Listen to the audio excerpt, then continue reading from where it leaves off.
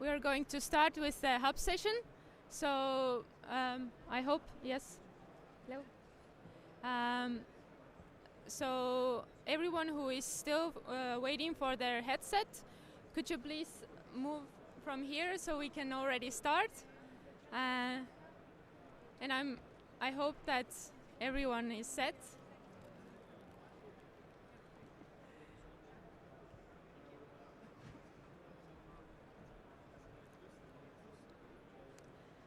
So, hello again, I am Anneli Teelahk and I am moderating today this hub session on the topic What's Hot in Storage.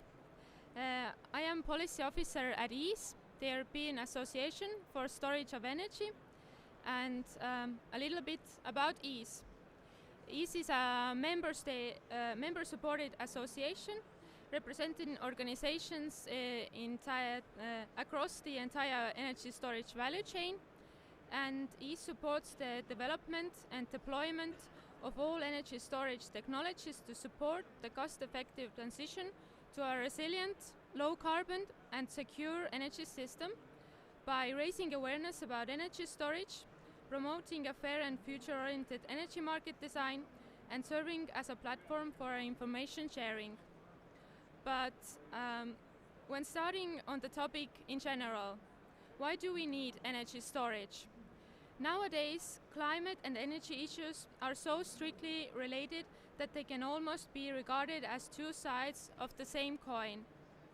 Energy production and consumption have a key influence on the ongoing global warming process. At the same time, climate change affects the whole energy system, requiring low-carbon technologies that deeply modify the way energy is produced and transmitted. At the Paris Climate Conference in December 2015, 195 countries adopted the first ever universal, legally binding global climate deal. The agreement sets out a global action plan to put the world on track to avoid dangerous climate change by limiting global warming to well below 2 degrees Celsius and pursuing efforts to limit it to 1.5 degrees Celsius. In order to reach the goal put in the Paris Agreement, the European energy system will need to become carbon neutral by the second half of this century. The EU has been a forefront of international efforts to fight climate change, and on November 2018, the Commission presented its strategic long-term vision for a prosperous, modern, competitive and climate-neutral economy by 2050. However, while renewable sources of energy are key to achieving this, some of the important renewables are variable. The output of solar and wind depends on the time of the day, the seasons, and the weather. And the share of variable renewables increases.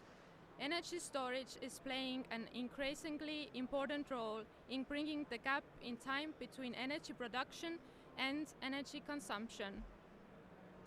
Energy storage technologies can support the EU efforts to achieve its decarbonization goals by improving the efficient use of resources across the energy system, helping to integrate higher levels of variable renewable energy sources, supporting electrification of the heating, cooling and transport sectors, supporting renewable generation and consumption among consumers, allowing their active participation in energy markets, and improving the grid stability, flexibility, reliability and resilience.